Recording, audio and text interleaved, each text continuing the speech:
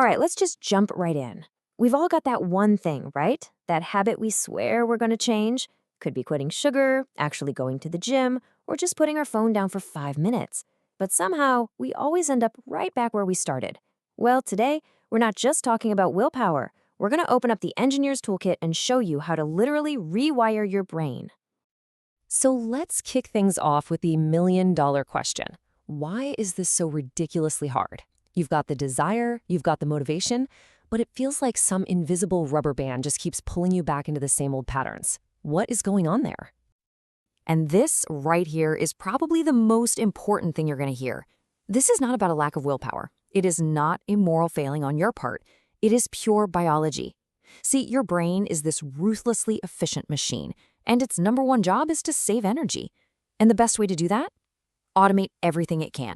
And those automated routines, yeah, those are your habits. So, if we want to change a habit, first we have to understand how it's built. We've got to crack the brain's code. Think of habits as these deeply carved pathways in your brain. Neuroscientists call this chunking. It's where your brain takes a whole sequence of actions, like, say, backing your car out of the driveway, and bundles it into one single automatic routine you can do without even thinking. Our mission is to unbundle those chunks and then build better ones. And it all boils down to this incredibly simple but super powerful framework that runs every single one of your habits. It's called the habit loop. It's got 3 parts. First, you've got the cue. That's the trigger that tells your brain, hey, time to go on autopilot. Then comes the routine. That's the behavior itself. And finally, you get the reward, that little hit of, that was good, that tells your brain, hey, this loop works. Let's remember this for later. Now that first step, the cue, that's the key that unlocks the whole thing. And your trigger almost always falls into one of these 5 buckets. It could be a location. You walk into the kitchen, you automatically open the fridge. It could be a time of day. You know that 3 p.m. energy slump? Yep, that's a cue. It could be how you're feeling, stressed, bored, or who you're with, or even an action you just finished, like putting your fork down after dinner and immediately wanting something sweet. Okay, so your first mission, should you choose to accept it, is to become a habit detective. You just can't change a system you don't understand. So for the next couple of days, your only job is to watch yourself. Observe your habit like you're a scientist, just looking for those specific clues and patterns that drive the whole thing. And this brings us to the most critical question in your whole investigation.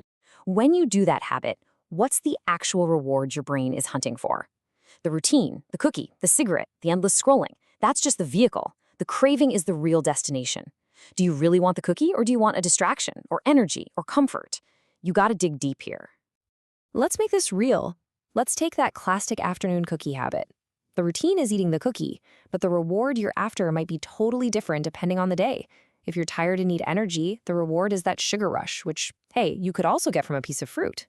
If you're just craving a break from work, the real reward is a mental distraction, something a 5-minute chat with a coworker could totally solve. Or if you're just putting something off, maybe what you really need is a structured break, like the Pomodoro technique. Okay, so the detective work is done, you've got your clues, now it's time to switch hats. You're no longer the detective. You are now the engineer. You have the blueprints. Let's pull out the tools and start rebuilding this habit from the ground up. Okay, strategy number 1. This is the big one, the absolute gold standard of habit change. You don't try to eliminate the habit, you just replace the routine.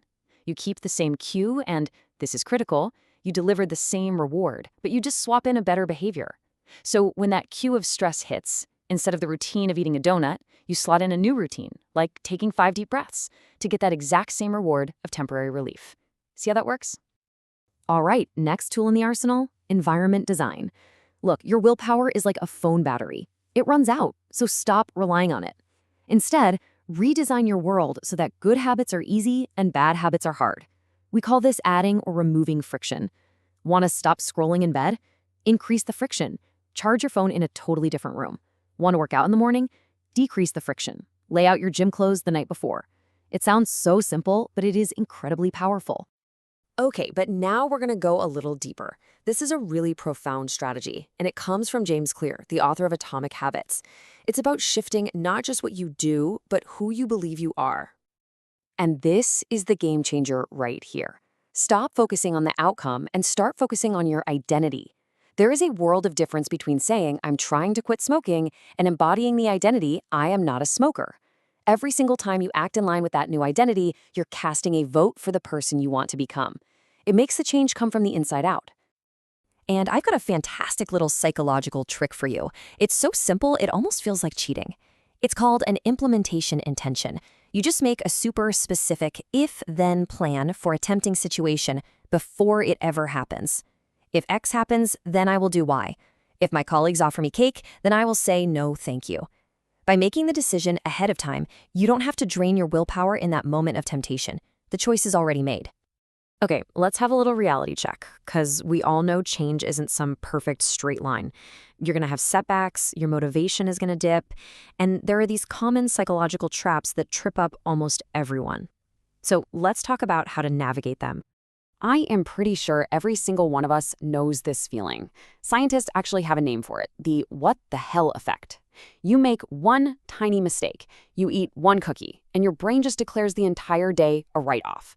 Well, I already broke my diet, it says, so I might as well eat the whole pizza. It's this all-or-nothing thinking that turns a tiny slip into a total catastrophe. So what's the antidote? It's actually a really simple but powerful mindset shift. A slip-up doesn't make you a failure. It makes you a scientist. It's just data. What triggered it? What can you learn from it for next time? The single most important rule of habit change is this: never miss twice. Acknowledge the data, learn from it, and get right back on track with your very next action. So, how long does all this take? We've all heard that magic number, right? 21 days to form a habit. It's nice, it's clean, but it's mostly a myth. The real number the science points to is this one: 66. Yep, 66 days. That's the average number of days it took for a new habit to feel truly automatic in a big study. And just look at that range, anywhere from 18 to 254 days. The point is, this isn't about some 3-week sprint.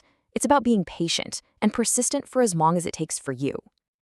Okay, we have been through a lot. We've played detective, we've opened the engineer's toolbox, we've talked about the pitfalls. Now, let's put it all together into a final, actionable plan. This is your engineering schematic for habit mastery. Here it is, your 5-step plan. 1. Diagnose your loop: the cue, the routine, the reward. 2. Replace the routine with something better that still delivers that same reward. 3. Optimize your environment. Make the right things easy and the wrong things hard. 4. Identify as the person you want to become. And 5. Persevere. Treat every single slip-up as a learning opportunity, not a failure. And really, if you take away just one thing today, let it be this: true lasting change isn't about using brute force to fight against your brain's natural tendencies. That's like trying to push a giant boulder uphill.